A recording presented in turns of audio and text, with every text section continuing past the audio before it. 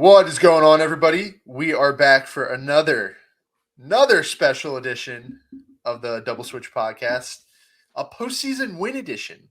A couple weeks ago, a couple months ago, not what we were expecting to have. It was a situation where we thought we might get in.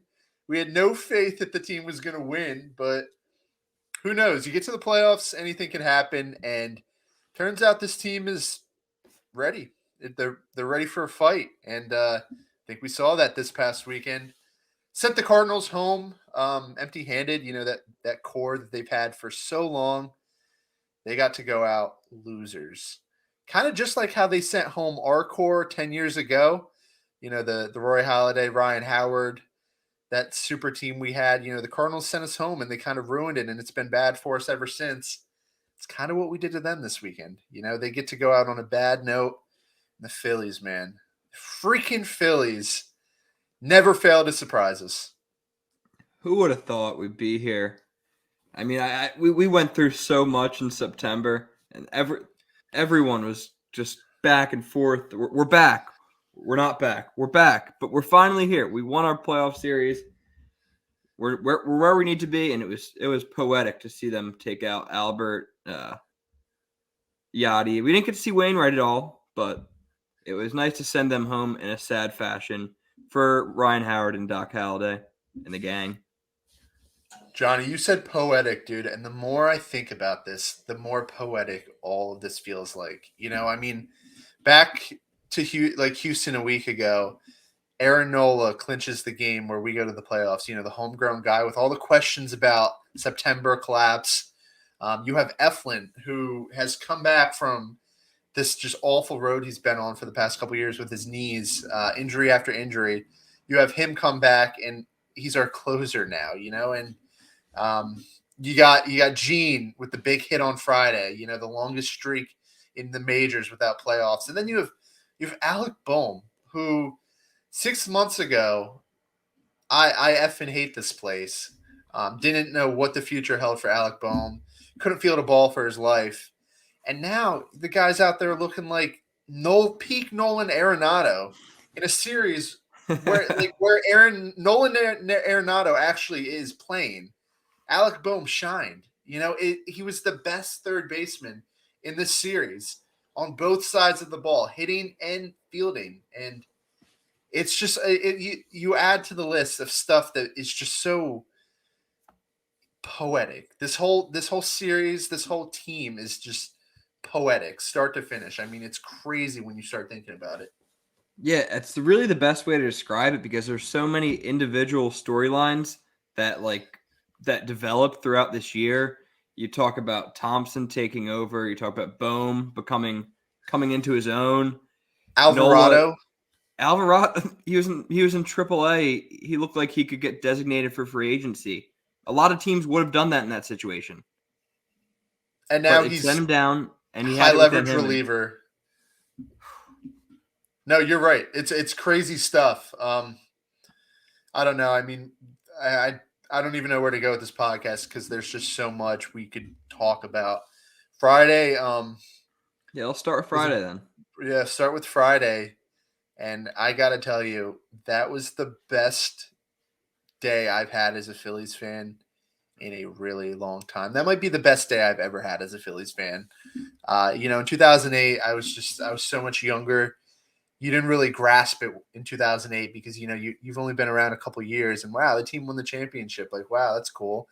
I really enjoyed that team, obviously, but I've been watching this team for longer, and especially a lot of these players, and to see them show immense fight, immense heart, and to just come back in a game. You know, it's so funny too because when we were breaking down the series last week, one of my key takeaways was get to the starters early. Do not get to the ninth inning with Helsley because it's going to be bad. You know. Yep. And what do? They go out there. They completely ignore me. They get shut out by Quintana. Gallegos was out there. Jordan Hicks, just nothing for 8 innings, pretty much. And then they get to Ryan Helsley in the ninth inning for 6 runs, and completely flipped the script of the game just like that. Um, how was Friday for you? I know we were texting through most of it, but it was just awesome. I mean, I completely agree. I think that was probably the best Phillies moment I've had since that '08 year, honestly. And then I think you're right. I think at this age we kind of realize the magnitude of it because we've seen how it doesn't happen every year. It, you can have long breaks without it. It was so cool. I got to like watch it all with my coworkers, and everyone was. It was we were all into it. It was just the coolest thing that last inning. Yeah, no, it was it happened so quickly, and on top of like what you said about 2008, I think the difference here is leading up to that, those couple years where I actually remember stuff before 2008, because you get under the age of 5 and you don't really remember anything. Some Yeah, people say they do. You really can't remember anything.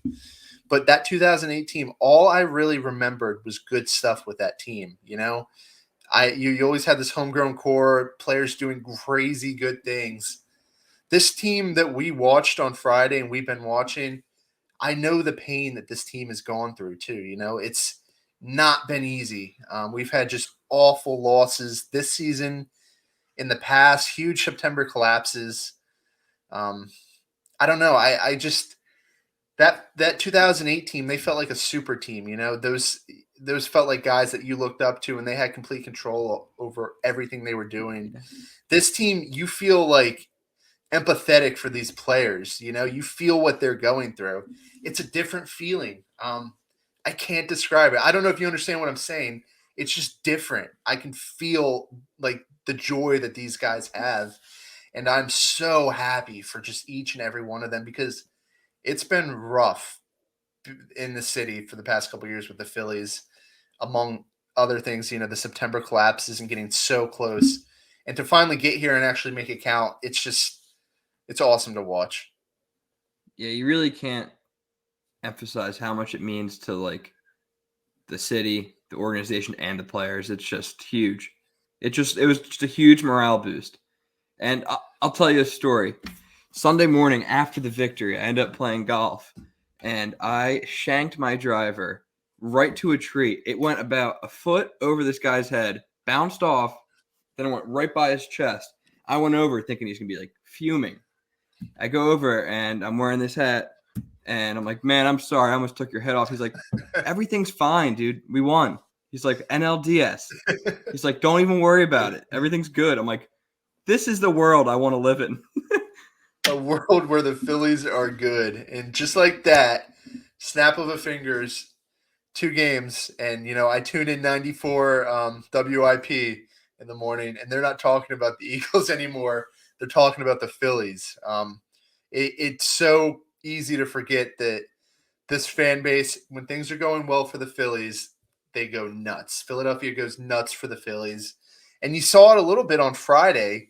You really saw it, these past couple of days, but people were talking about the Phillies, and the baseball world was talking about the Phillies. And it's nice to be, this might sound like selfish, but it's nice to be the center of attention again. I like when the Phillies, we're watching our stars do great things on primetime TV. People are paying attention. Those fans that are in the middle of everything, they don't follow super closely. They tune in now, and it makes our just fan base feel very full. And you see the Phillies hats everywhere. It's such a trickle down thing for the city, and I'm so excited for this weekend. I know I won't be able to be there. Hopefully, you'll be able to see a game. I know you're going to Game 4. I mean, chances Pending. are we'll get to Game Yeah. 4. I mean, things got to go really bad for us not to. But I'm so eager just to see what the stadium looks like more than anything, because it will be a sellout and people will be going absolutely crazy. They both already sold out. I believe it. I'm telling you that everything can change if you get in the playoffs and things go well. They don't have to go great, but just the entire complexion of this team. A couple of weeks ago there were questions surrounding everything. Oh, I don't know if these guys can, grind it out into September, and we might have to start thinking about this core not getting the job done. And Bryce Harper doesn't seem to get to the playoffs, and all that stuff. Just throw it out the window. And now you have Thompson getting an extension. Everybody's happy. Everybody they're singing in the dugout. All the fans are happy. Ownership's happy. It's crazy. We're It is talking crazy three what three three days. weeks could do, because Yeah, 3 weeks ago we had media outlets saying the Phillies should look for a young manager. They should consider trading away some of these big contracts, and now that's that's not even a thought. Everyone's like, "Well, it clicked. It clicked into place, and it's the best thing I've seen in 12 years." no, literally, it's the best thing I've seen in 12 years. We should get back to the game because we can't Yeah, just talk sorry. about how we feel the whole time. All right. It's hard. I know it's tough, but Friday we saw Zach Wheeler shove.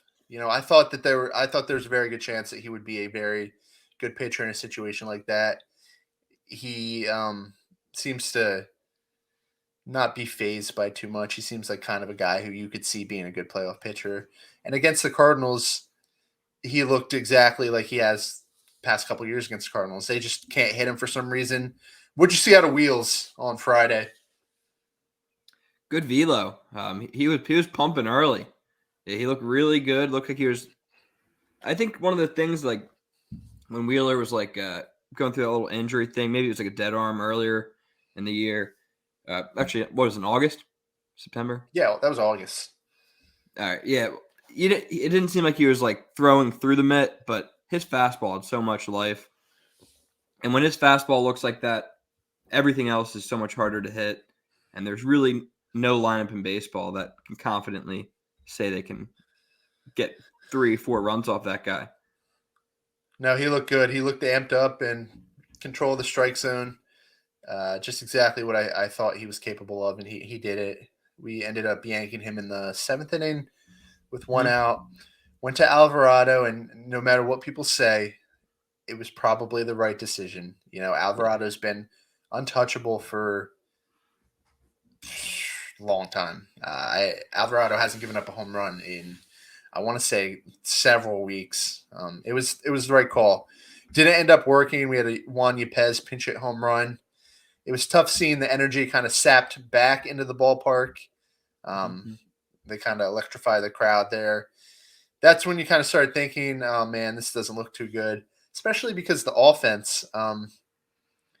How'd you think about the offense coming out of the gate there? Do you think they were just nervous about first time on a big stage like this, or do you think Quintana was just had our number?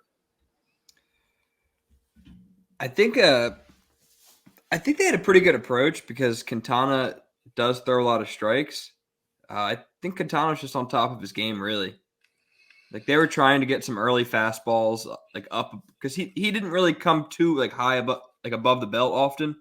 He kind of lived like in the bottom quadrants, and it seemed like they were taking hacks when he left anything up. It just wasn't a lot of stuff upstairs. Yeah, especially our lefties. They didn't look right the whole game. I saw Bryce Harper take some bad swings, Ugly. worse than I've seen him take these past couple of weeks when he wasn't going well. So I just accredit that to the lefty on lefty. We knew that he didn't really hit him too well, so wasn't a big deal. But the game kind of just went on. Eighth inning comes around, we're still down, and I think that Marmol ended up making the decision that is going to be the primary reason that the Cardinals ended up getting bounced first round. He brought Ryan Helsley in for a 5-out save. Um, I get the thinking behind it. I do understand, trying to stretch your closer out for as much as you can. Um, he ended up escaping the eighth inning intact. Went to the ninth inning, and that's kind of when things kind of started to unravel for him. Lost all sense of control. Marmol was late to react, just walking people left and right. Lost feeling in his middle finger somewhere in the inning. He walked Harp, he walked Castellanos, plunked Bohm in the shoulder with 102. Um, as much as I want to say that this team really grinded it out, they did. There was a little luck involved because that guy's really good, and that guy, for just a plethora of reasons, did not have it. I think part of it's trying to stretch him out for a 5-out save after he was already having issues earlier. He was removed from a game last week with the finger issue, right? That was bothering him Yep. last week. It was the final week against the Pirates. Had a Yeah, jammed finger. they knew that was a problem, but they kind of tried to ride their horse and stretch it out and get the win, and it ended up hurting them. A lot of people were angry at Marmol, especially on the Cardinals side, for the mismanagement there. Um, that ninth inning, I mean, started with the JT single. Some lost control there for a while. A couple people get on base. Sosa pinch running for Bohm, which ended up being huge. And then Gene had the big hit there that sent us over the top, and that's kind of the main idea of the inning. It was things fell apart, but we were being very patient, and Gene with the big hit just came together for us. Yeah, I think the big blunder from Marmol was taking Gallegos out in the 8th inning after 1 out. Or is it, yeah, No, it was the eighth, right? yeah, I agree because they're both righties, and Gallegos is your most trusted setup man. So why don't you trust him in that spot? I mean, I get Helsley's best of the best, but you kind of threw out your game plan there. Like in a normal game, you'd want Gallegos to get through that 8th inning, especially if you might have to use Helsley tomorrow. I just don't see where the eagerness was there to use him. Yeah, you would think in a 3-game series, when Gallegos looks so good in the 8th inning, you would try to minimize the amount of innings you give Helsley, because obviously the Phillies, are going to see him game 2 and game 3. Yeah, it was kind of questionable, but It was thank you. questionable. Yeah. We're happy about it though. The Cardinals fans are weeping. Did you think he was slow to react too? Yeah. Yep. Do you think Big that's gap. just trust that he has in Helsley, or do you think that it was just bad management? I mean, a guy jammed his finger last week. That everyone knew about it, and he had control in the 8th inning, and then the 9th inning started. The balls were going everywhere. You should have pulled him right away. You should have No, known something was agreed. wrong. Definitely, I agree with all of that. Gene with the big hit. You had Bryson Stott with the ground ball to first base. Goldie came home, and Sosa beat it by that much. That's why you put Sosa on a roster. Yeah, and that's why you put Sosa as a pinch runner. I don't know if Bohm would have got that. I don't know if Bohm would have made it home. No, Bum ain't that That's fast. no Thompson. He managed a very good game. He outmanaged Marmol on a couple different fronts, and ended up, you know, especially with Zach Eflin giving up a run in the ninth inning. That was a big call there, especially on first base. He gets over to third or something, or second mainly. You think about it on hit to the outfield, but first base, I liked it, and it paid off. It definitely paid off. Close out that inning, you had Arenado making an error at third base, crazy. Just Mm-hmm. misplayed a ball, and that's when you kind of knew things were going to work out for us. Once you saw Arenado mess I up know. a routine ground ball, and that's when Cardinals faithful decided to hit the exits. They decided it was over a little bit early, a little premature. Wow. Yeah, no They left. Cardinals. They left baseball heaven a little early. No one leaves heaven, right? How many times did you hear baseball heaven this weekend? I didn't. A I don't get the like. It's nice. It's definitely nice, I but baseball heaven. I think the reference is that like St. Louis's fans are like the most kind-natured fans, and that's why I kind of want to on the podcast mention that I think the Phillies fans are going to make it baseball hell for the opponent. No, It's it's going going to to be be a tough loud. place to play. It's going to be In really their loud. defense, they did. They were pretty loud this weekend. They just, they got the cameras on them when they were leaving in the ninth inning, and then they got just absolutely made fun of the rest of the day. giving up on your team like that. I mean, it's a playoff game. Like, where do you have to go? What if they got a phone call that their grandmother passed away? All of them? Yeah, I mean All they all have the same grandmother in St. Louis. Yeah, all several thousand of them. That's just that's a bad day in St. Louis. But yeah, no, they Oh, it's left. And there was no hiding that that game was probably over at that point. You know, that energy was sapped from the ballpark. Um, Arenado's making errors. You can tell that their heads out of it at that point. And then come bottom nine, Zach Eflin, our brand new closer. He kind of he made it a little more interesting than I would have liked, but he got the job done, and he's been getting the job done, and that's game one. Goes to the Phils. Anything else you saw from game one before we move on to the second game? We spent way too much time on game one. This podcast just a perfect ninth inning, really. I mean, the bottom of the ninth got a little dicey, but Eflin got the job done. That's all that matters. Yeah, no. A lot of things went right in that ninth inning, and a lot of people deserve credit to him. Bryce Harper not seeing the ball well, goes down 1-2, ends up walking. That's a huge at bat there. That if he strikes out there, that's 2 outs. Castellanos swinging missing on the outdoor slider, not outdoor, outside slider all year, and he manages to lay it off this at bat. Another walk. Just changing the Yeah, approach. I Go think the ahead. MVP of that inning was definitely JT picking up Hoskins because Hoskins is swinging a real cold bat, and he had the first out of the inning on like the second pitch, and then Real Muto with that single really best catcher in baseball sparked us. I think Hoskins is 0 for 28. That's what I saw. That's not going to fly. Come Braves series, we need him. He's a piece in our lineup, and when Rhys Hoskins is hitting home runs, we're a very good team. Yeah, we know that's a deal with him, though. We know that the good times will pass, and the bad times they always come around, and he's definitely ice cold right now. We know he's going to get hot. We don't know when. We don't know if it's going to be this season again, but it's in there somewhere. Yeah, hopefully tomorrow. Hopefully tomorrow. Hopefully wakes up feeling dangerous. Yeah, that'd be nice. But that was Friday. They go up 1-0. Saturday comes around. Saturday night game. I always think that the night games are more intense than the afternoon games. St. Louis was sick that night. I don't know Very what it cool. is. Yeah, I don't know what it is, but Aaron Nola comes out, outduels Miles Michaelis. And like I predicted, I think Aaron Nola might be a big game pitcher, and I think Aaron Nola might like playoff baseball now that he's got a little taste of it because he looked awesome the entire time. I know.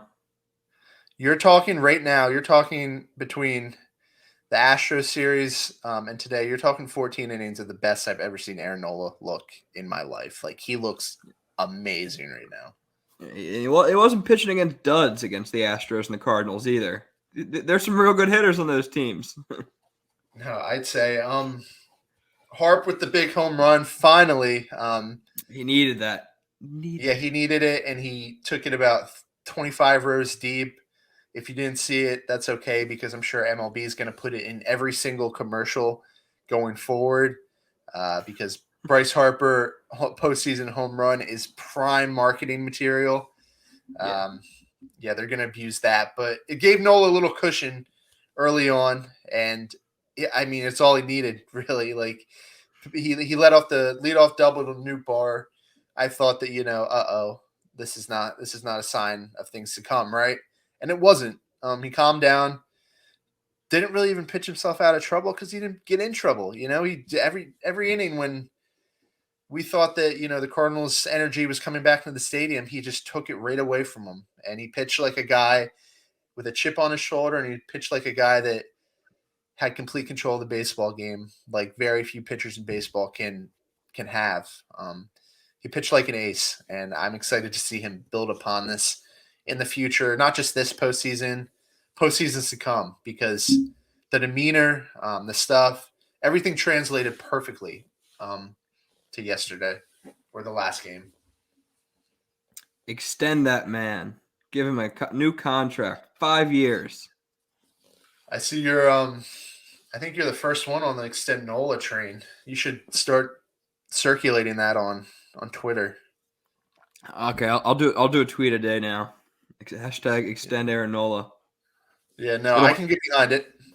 I'll I'll speak retweet into it. existence. That guy's got to be a Philly for life. If he ever plays another uniform, I'd be very upset. No, I would too. But yeah, no, he looked awesome for 6 1/3. Alvarado comes in. He proceeds to be back. He looked Yep. much better today or that day. I keep feeling like I'm stuck in the day. Like I keep replaying it in my mind, so it's like it's just happened. He looked awesome. We ended up getting a second run on a Bohm double. If you had to pick a MVP for this series, a position player, it's Alec Bohm. Yeah, it is. He looked Dude's awesome do, all series. dude's doing it all. That snag that he had on Arenado down the line, do you remember that one? I do. That was impressive. Wild. That was wild. It's a big dude getting up and making a great play. He is playing with such intensity. It's so cool to see. He's not like there is no fear in his mind anymore. You can just tell. He's confident and he is intense, and it's awesome. It's the coolest thing about playoff baseball. I always thought it was super cool. You get to the playoffs and everything changes. The intensity changes. And then you have that certain subset of players who get there. They feel the intensity. They feel everything that's on the line and they like it. And they like the surrounding, the environment, and they feed on it.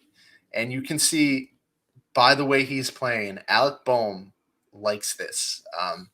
He is fitting in perfectly well to the playoffs. He's not caving under a drop of pressure. And he's a guy, you talk to David Freezes of the world. If you ended up telling me that Alec Bohm is that caliber of a playoff player, I wouldn't be surprised because just based off of how he played this weekend, he looked awesome. Yeah, no, I'm excited to see him bring that into the new series because, I mean, he's going to be facing a lefty right off the get-go. Yeah, no, absolutely. Also unrelated, but Friday, do you remember that ball Arenado hit? Oh, the one that the announcers were talking about how it should have been a home run? Dude, I swore that was a home run. I don't know Yeah, what it did happened look like a there. home run. The wind, Dude, dude. I don't know what kind of win they had, but I was positive. Everybody thought that was a home run, and it wasn't even close. No, Brandon Marsh. Yeah, Brandon Marsh caught that, right? Or Schwarber, or no, Veerling did. Veerling did. Oh, yeah. But yeah, he had plenty of space. Maybe it's the baseball gods. We're leaning towards Philadelphia. Dude, it was insane. I thought it was like 20 rows back, and Veerling pulls up on it. And then you had Arenado, who you could clearly tell thought about it the rest of the game. Yeah, it was in his head. Now, that might have been the baseball gods, but anyway, let's go Well, back to Saturday. What's yeah, that? Saturday. Give Sir Anthony came in after Alvarado and faced the meat of the order in a very tough inning and Gutsy. excelled. Gutsy performance by Sir Anthony. He came in, led up the single double thing to Pujols. Should have been a double, whatever. And then he goes straight through the center of the Cards lineup and just overpowers them. Like that's the only word you can say. He just fire on fire, just overpowers Goldie and Arenado, and it reminds you that Sir Anthony probably has behind Alvarado the best stuff in that bullpen. He looked nasty against those two. Yeah, no, when Sir Anthony's right, I think his stuff is just as good as Alvarado's. It's big having him from the right side too against those two righties.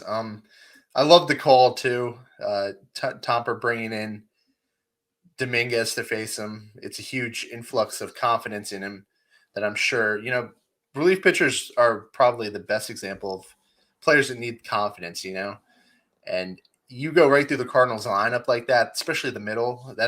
There's no better bout of confidence than that, right? No, not at all. What do you got, a dead computer here? Yeah, it's dying on me. Let me plug it in real quick. All right, yeah, I'll keep talking about the rest of that game. Really nothing more except Eflin on back-to-back days. I didn't know he could do that, and I don't think he really knew that he could do that. It's weird seeing a starting pitcher just translate to a bullpen arm that goes back-to-back days like that. I don't think that's. I don't know if they were planning to do that, but I mean, it looks like Zach Eflin's our closer, and I'm completely fine with it at this point. Yeah, it seems like I was thinking about it. I'm wondering how, because I think that worked really well against the Cardinals because of Eflin was hurt when we played them this year. They have not seen much of Zach Eflin. The Braves, in the other case, have seen a lot of Zach Eflin over the years. So I'm curious how Thompson's going to play some of these like career splits because I mean we've seen the Braves a lot. Actually, I think that's a good time to we can yeah let's start talking about that because that wraps up the Cardinals game, and against all odds, here come the Phillies to play our division foes, the Atlanta Braves, who, I mean, Johnny and I didn't prep for this episode. Everybody listening knows exactly what the Braves are. We've talked about them. We think very highly of them. They're very good. They're very well run, and they might be the class of the NL this year. I mean, if you throw them and the Dodgers in a series, I wouldn't be surprised no matter which way it goes. They're that good. They hunted down the Mets, ruined the Mets season pretty much. I mean, once they overtook the Mets, they just went to shit. But now we get to deal with them, and it's mixed feelings. But this team's playing well, and you don't know what can happen in the playoffs. You really don't. I can't stress that enough. This is a gutsy, scrappy team. Unfortunately, the Mets were not that. Sorry, Dan. I know you're probably out there Yeah, struggling, and I'm if sorry, Dan. but hey, there's always next year, right? I But I guess that's all you can say to them right now. yeah, I don't really know, or maybe you should I Is was there making next ear. year? I mean, they are I was gonna losing make like it. their whole team. That's a conversation for another day. But back to the point, I think we've been saying it that we do match up better against the Braves and the Mets, and our season record does show that. We can beat the Braves. It's just I know me and you saw the last Brave series. We had like the Kyle Gibson game where we totally should have beat them. We've had a lot of games like that where we've almost given the Braves wins in the regular season with poor pitching. Ranger Suarez game 1, Zach Wheeler game 2, Aaron Nola game 3. Those are the only 3 games guaranteed, and they'll be facing Max Fried, the lefty, uh, one of the best pitchers in baseball. Just he's a very good pitcher. He had an awesome performance last year in the World Series, so the stage doesn't really bother him. Kyle Wright, who has taken huge strides. I think we saw him last last time we played them. Very good from the right side. Charlie Morton, who is just ageless, and we throw him in a playoff series, and he's got something that translates well to the playoffs. He's always kind of pitches well in the playoffs. He had the broken leg the one year that he was pitching on. You remember that? That was wild. That was wild. Um, and then that's the 3 games guaranteed. They also have Spencer Strider, who is the best out of the 3. I mean, probably Yeah, bullpen no, piece. that's yeah. I saw the Snicker interview, the transcript of it, and because Strider's coming back from a little, I forget what his injury was, but it was something little. But yeah, they asked how are you going to use him because they haven't announced their Game 3 starter yet, and it could be like Charlie Morton. We don't know, and he said it could be a Game 3 starter. It could be a different role. So if Spencer Strider might pull Zach Eflin and close us out, so be aware. Spencer Strider's working with a little more stuff. Yeah, I'm more afraid of Spencer Strider stuff than Zach Eflin stuff. How do you feel about what they're throwing at us in the rotation? Do you think that's? I mean, it's better than what we saw in St. Louis. That's a pretty respectable staff. They're just not going to roll over. That's a staff that knows how to pitch in the playoffs too. It's going to be tough. Yeah, no, I've been thinking about it all day today at work. Just like, I mean, like I know we've made Max Fried look human in the regular season, but he's got another gear in the playoffs that he's shown and proved. Kyle Wright, we haven't seen him as much. I think that'll be interesting having a young pitcher in that game against Zach Wheeler. I think game 2 right now looks really good. Right, looks good to me. For us. Yeah, for the Phils. And then I guess we don't know what the third game's looking like yet. Yeah, no, they have a pretty solid bullpen too. So it's not like one of those scenarios where you try to knock the starter out of the game just to get to the bullpen. I mean, AJ Minter. They have Kenley Jansen, who he's not as good as he used to be, but he's still Raciel good. Iglesias, I think he's their best reliever, if I'm not he's mistaken. hot. He's been on fire, yeah. Yeah, so you're going to see him against. I don't know. They have people to get like everybody in our lineup out. Minter's nasty from the left side. You might see him in to face a Schwarber. You might face Iglesias in to get JT and Bohm out. They're a team designed for this pretty much. Like they built this team for the playoffs. Yeah, they're going to test us. I think we all know that, and we're not going to have a lot of margin for error. We're going to have to play good ball like we did against the Cardinals, but I think we're going to have to score more runs than we did in that series. Well, obviously Yeah, because it's a longer series, but you get the point. yeah. This lineup, it's a better lineup too. It's just a better team than the Cardinals. Just It imagine is. the Cardinals just leveled up. We saw him without Matt Olson doing anything. Been a little better lately, and that's a big 35, 40 homer bat in the middle of their lineup. You have Acuna, you have Austin Riley, who's MVP candidate. You have Contreras and Darno, the catchers, who very useful players. You have Eddie Rosario, who's Mr. October suddenly, especially after last year. And Michael you have Harris. Michael Harris, Dansby Swanson, who's the heart. And this team is so deep in the lineup. They're gonna hit home runs. They're designed to hit home runs. Those the strikeout numbers, they do strike out a lot, but I mean they also grind out at bats. They don't give away at bats. It's gonna be tough. But we're in the playoffs now. It's not it was never gonna be easy. Every team left is really good on both sides in both leagues. And I mean, you want to beat the best. We're here. We're facing the best. That speaks volumes for us. And I mean, what's our alternatives? Do we want to go to Los Angeles and face the Dodgers?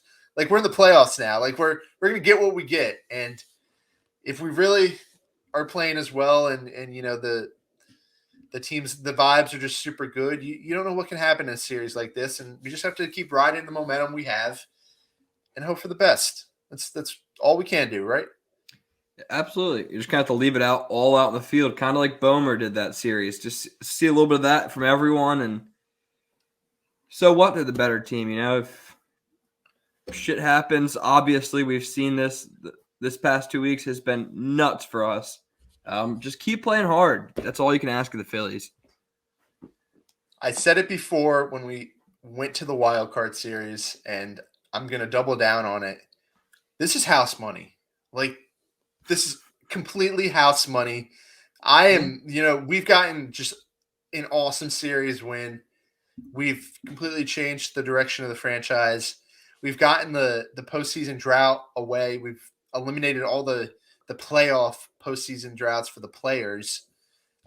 It's house money. I'm happy to be here and just go out there and play loose, and whatever happens, happens. I mean, this is baseball and anything can happen. I can't stress that enough. Josh, on that note, let's hear your prediction. We got the first 2 in Atlanta, second 2, well, fourth if necessary, in Philly, and then if necessary, fifth in Atlanta. What's your prediction?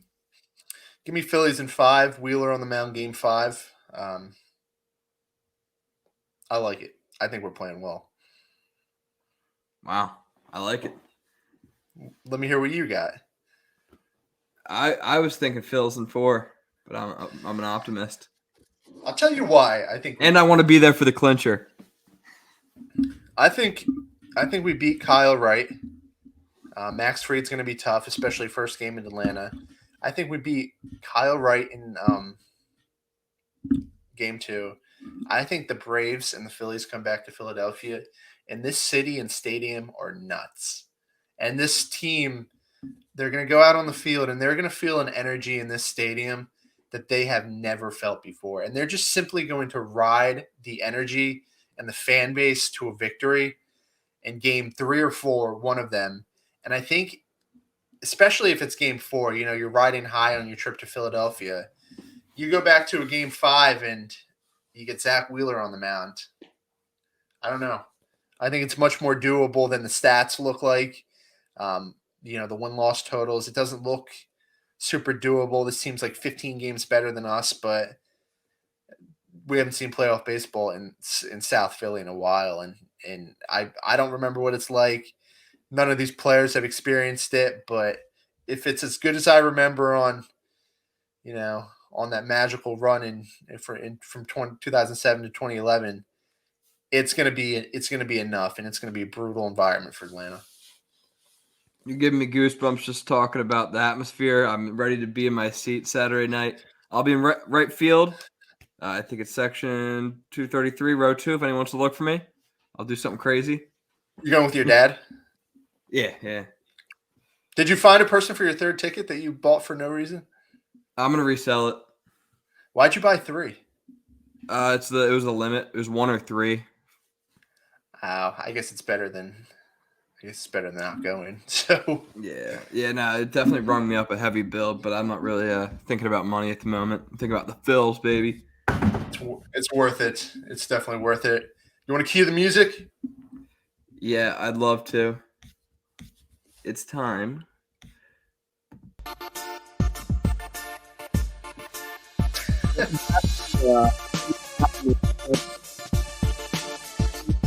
Fourth inning. Yeah. Josh is up. 4, right? Alrighty. Let's see what I can do. Okay, so this has nothing to do with the playoffs. A little bit to do with Aaron Nola. Okay. He had a no hitter going into the 7th inning in Houston last week. What year was the Phillies' last no hitter? Can it be combined? No. No. When did they throw a combined no hitter? The Cole Hamels one in Chicago. All right, well, you got it right, but he was by himself that game. Really? Yeah, Cole Hamels threw a no hitter. Oh, I thought. Are you sure that was not the combined no? Nah, he had all 27 outs. Okay. All right. Well, Cole Hamels. Was it What year? 2014? Is that your final guess? Yeah. 2015. You got it wrong. Oh, you're. Oh man, that's brutal. July 25th in 2015, Cole Hamels no hits the Cubs. Close. Not close enough, but close. You just have trap questions. Oh, do I know? After I answered 2 things. 2015 was a great year for Phillies baseball. Who led the team in home runs that year? Wait, 2015? Yeah, who led the team in home runs? Oh, jeez. It's a weirdo, isn't it? Can I have like a small hint that doesn't give it away? Yeah. It was a player older than the age of 30. Okay. You said 2015? 2015. That was the same year as the Cole Hamels trade, so That was a great year for the Phillies. shut up. No, it wasn't. You're horrible. It had to be like Marlon Byrd.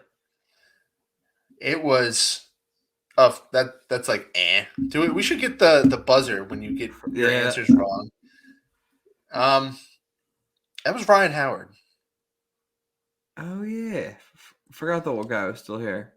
23 home runs Oh with the no. 720 OPS. That's actually like not a terrible season. But he was 35, and I think that was the end of Ryan Howard. That was, if it wasn't his last year, 2016 was. I was surprised when I was looking through the 2015 Yeah, Phillies to that's see a him. very surprising stat right there. Yeah, no, it's very interesting. Let's get a little more modern. Let's talk about this team with your third question. You're 0 for 2, so I need one. you got to get one on the board. Who led the 2022 Phillies in hits?